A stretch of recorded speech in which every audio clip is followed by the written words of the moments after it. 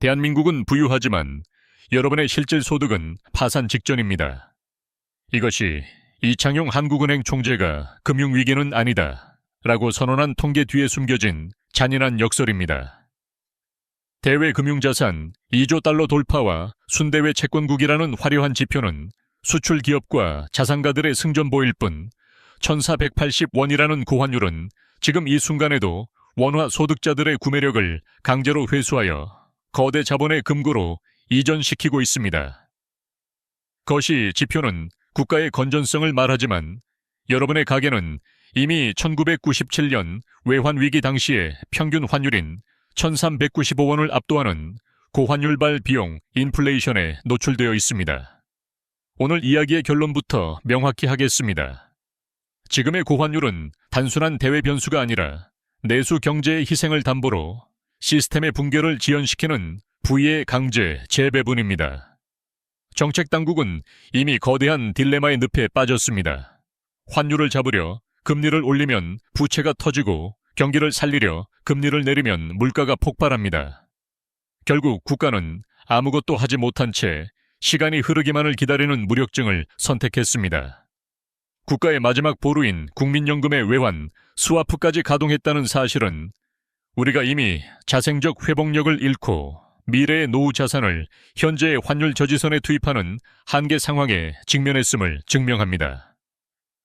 정책 당국이 거시적 건전성을 지키기 위해 개인의 실질 가치 하락을 묵인하는 지금 스스로 대비하지 않는 자에게 남겨진 것은 저성장 속에서 물가만 폭등하는 스태그플레이션의 긴 터널뿐입니다. 저는 생존 의경제학입니다. 본 영상 보시기 전에 구독과 좋아요는 영상을 만드는 큰 힘이 됩니다. 자, 이야기 시작합니다. 자, 이제 이창용 총재가 언급한 이익 보는 사람과 손해 보는 사람이 극명히 나뉜다 하는 발언의 수치적 실체를 파헤쳐 봅시다. 이 발언은 단순한 관찰이 아닙니다. 고환율이 어떻게 여러분의 통장에서 돈을 빼내 대기업의 금고로 옮기는지 그 메커니즘을 시인한 것입니다. 환율이 1,480원을 상회한다는 것은 대한민국이라는 국가 전체가 수입해오는 에너지와 식료품 가격에 10% 이상의 할증료가 붙었다는 뜻입니다. 한국은 에너지와 식량의 해외 의존도가 절대적으로 높은 나라입니다. 수입 물가가 10% 상승하면 생산자 물가는 시차를 두고 0.3%포인트에서 0.5%포인트까지 소비자 물가를 밀어 올립니다. 하지만 기업들은 이 비용을 모두 스스로 감당하지 않습니다. 수출 대기업은 환율 상승으로 인한 환차익으로 성과급 잔치를 벌이는 동안 원자재를 수입해 내수 시장에 공급하는 중소기업과 자영업자들은 원가 상승분을 가격에 전가하지 못해 고사 직전에 몰려 있습니다. 여기서 우리가 주목해야 할 데이터는 실질 임금 상승률과 기업 사내 유보금의 대비입니다. 최근 3년간 소비자 물가는 연평균 3%에서 5%대까지 치솟았지만 여러분의 실질 임금 상승률은 마이너스를 기록하고 있습니다. 물가가 오른 만큼 월급이 오르지 않았으니 여러분은 가만히 앉아서 소득의 상당 부분을 고환율이라는 보이지 않는 세금으로 납부하고 있는 셈입니다. 반면 10대 대기업의 현금성 자산 보유량은 고환율 수혜를 입어 역대 최고치를 경신하고 있습니다. 국가지표는 대외 금융자산 2조 달러 돌파를 축하하며 부유해졌다고 말하지만 그 자산의 주인은 여러분이 아닙니다. 1,480원 환율은 서민의 구매력을 약탈하여 시스템 상층부로 이전시키는 거대한 펌프와 같습니다. 더욱 심각한 것은 중앙은행인 한국은행의 무력증입니다. 현재 한국 경제는 환율을 잡으려면 금리를 올려야 하고 경기를 살리려면 금리를 내려야 하며 1,900조 원의 가계부채 폭발을 막으려면 금리를 유지해야 하는 완벽한 트릴레마에 빠져 있습니다. 이창용 총재가 구조적 문제라 시간이 걸린다며 한 발 물러선 것은 사실상 통화정책만으로는 이 상황을 해결할 수 없다는 항복 선언입니다. 금리를 올리자니 자영업자와 영끌족이 파산하고 금리를 내리자니 환율이 1,500원을 넘어 물가 지옥이 열리는 상황에서 정책 당국이 선택한 길은 결국 내수 경제의 희생입니다. 칠판 위의 숫자를 다시 보십시오. 환율 1480원 시대의 1% 성장은 사실상 마이너스 성장이나 다름없습니다. 수출 대기업이 벌어들이는 달러가 낙수 효과로 이어지지 않는 구조 속에서 고환율은 오직 내수 침체와 실질 소득 감소라는 결과값만을 도출합니다. 총재가 말한 사회적 화합이 어려운 환경이란 성장이 거세된 고물가 상황에서 자산 없는 서민층이 겪게 될 생존의 위협을 에둘러 표현한 것입니다. 통계는 금융위기가 아니라고 말할지 모르지만 여러분의 삶은 이미 소리 없는 경제적 학살을 당하고 있습니다. 자, 이제 한 걸음 더 들어가 봅시다. 이창용 총재가 국민연금의 환해지 협조에 대해 매우 감사하다고 표현한 이 짧은 한마디에 숨겨진 공포를 해부해야 합니다. 경제학적으로 볼 때 중앙은행이 연기금의 감사를 표한다는 것은 시장의 자정작용이 멈췄고 국가가 최후의 방어선까지 가동했다는 고백이나 다름없습니다. 본래 외환시장의 방어는 한국은행이 보유한 외환보유고를 통해 이루어지는 것이 원칙입니다.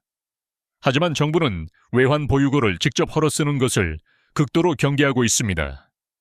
보유고 수치가 급격히 줄어드는 것 자체가 외국인 투자자들에게는 한국의 달러가 마르고 있다는 매도 신호로 읽힐 수 있기 때문입니다. 그래서 선택한 고육지책이 바로 국민연금과의 외환 스와프입니다. 국민연금은 전 세계 시장에 투자하는 거대 자본입니다. 해외 주식을 사기 위해 시장에서 엄청난 양의 달러를 사들여야 하는데 이 수요가 환율을 더 끌어올리는 압력으로 작용합니다. 정부는 국민연금에게 시장에서 달러 사지 말고 우리가 가진 외환보유고 달러를 직접 빌려줄 테니 그걸로 투자하라고 명령한 것입니다. 수치상으로는 외환보유고를 지키는 영리한 수단처럼 보이지만 장기적으로는 여러분의 노후 자금을 현재의 환율 저지선에 볼모로 잡는 위험한 도박입니다. 총재가 국민연금이 패를 닦아놓고 게임하지 말아야 한다고 주문한 이유가 무엇이겠습니까? 시장이 국민연금의 등판을 한국 경제의 달러 부족 신호로 읽을까봐 두려워하는 것입니다. 즉, 지금의 1480원 환율은 시장 자율로 해결되지 않아 전 국민의 노후 자금이라는 비상식량을 꺼내 먹으며 버티는 인위적 저지선입니다. 이것은 시스템의 붕괴를 막기 위해 미래의 자산을 현재의 비용으로 치환하고 있는 한계 상황을 증명합니다. 숫자를 삶의 영역으로 확장해 봅시다. 1480원 환율은 주유소 기름값, 전기요금, 식탁 물가에 보이지 않는 세금을 매깁니다. 이 인플레이션 세금은 모두에게 평등하지 않습니다. 총재가 인정한 것처럼 수출 대기업은 환차익으로 성과급 잔치를 벌일 수 있지만 내수 기업은 수입 원가 상승분을 가격에 전가하지 못해 도산 위기에 처합니다. 1480원 환율이 유지되는 일, 분기마다 내수 중소기업의 이자 보상 배율은 급격히 악화되며 이는 곧 고용 불안과 소득 감소라는 실질적인 고통으로 여러분에게 전이됩니다. 비율을 배제하고 팩트만 보겠습니다. 한국은행이 금리를 올리지 못하고 구조적 문제를 운운하며 멈춰선 사이 고환율로 인한 부의 이전은 가속화되고 있습니다. 성장은 정체되는데 물가만 폭등하는 스태그플레이션의 징후가 이토록 뚜렷한데도 정책당국은 가계부채 1900조 원의 폭발이 두려워 아무런 손을 쓰지 못하고 있습니다. 결국 국가는 것이 지표를 지키기 위해 여러분의 실질 구매력이 녹아내리는 것을 방치하는 길을 선택했습니다. 이것이 우리가 마주한 가장 서늘한 진실입니다. 결국 우리는 이창용 총재가 말한 금융위기는 아니다 라는 선언의 이면을 스스로 해석해야 합니다. 시스템은 안전할지 모릅니다. 국가 지표는 여전히 건재할 것이고 거대 수출 기업들은 사상 최고 실적을 경신할 것입니다. 하지만 그 시스템을 지키기 위한 비용이 여러분의 주머니에서 실시간으로 빠져나가는 고환율과 고물가라면 그것이 여러분에게 어떤 의미가 있겠습니까? 이제 저는 여러분께 몇 가지 질문을 던지며 오늘 강의를 마치려 합니다. 첫째, 여러분의 자산은 과연 어디에 있습니까? 원화로 표시된 소득과 자산에만 안주하고 있다면 1480원이라는 고환율이 여러분의 실질 구매력을 매일 갉아먹는 상황을 어떻게 방어하시겠습니까? 국가는 시스템을 지키기 위해 국민연금이라는 비상식량까지 꺼내 들었습니다. 국가의 마지막 보루조차 인위적 저지선에 투입되는 지금, 여러분, 개인이 가진 마지막 보루는 무엇입니까? 둘째, 정책당국이 환율과 물가, 그리고 1900조 원의 가계부채라는 트릴레마에 갇혀 사실상 통화정책의 통제권을 상실했음을 인정해야 합니다.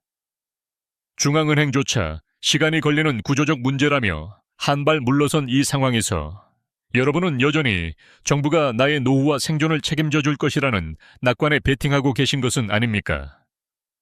셋째, 성장이 거세된 채 비용만 오르는 스태그플레이션의 징후가 이토록 선명합니다. 수출 대기업의 환차익이 내수 경제의 낙수 효과로 이어지지 않는 구조적 결함 속에서 여러분은 각자 도생의 시대에 맞는 자신만의 경제적 파이프라인을 고민하고 계십니까? 많은 이들이 정답을 묻습니다. 하지만 미안하게도 정답은 없습니다. 오직 각자가 처한 환경에서 오답을 지워나가는 과정만이 남았을 뿐입니다. 무리한 대출로 시스템의 목줄을 잡히는 행위, 국가의 지표가 나의 평안을 보장할 것이라는 착각, 그리고 내일은 오늘보다 환율이 낮아질 것이라는 막연한 기대. 이 오답들을 하나씩 지워나갈 때 비로소 생존의 실마리가 보일 것입니다. 오늘 제가 던진 이 불편한 데이터와 질문들이 여러분의 밤잠을 설치게 한다면 그것으로 충분합니다. 그 불안이 여러분을 깨어있게 만들고 결국 여러분을 살릴 유일한 동력이 될 것이기 때문입니다. 1480원이라는 숫자는 단순히 환율이 아닙니다.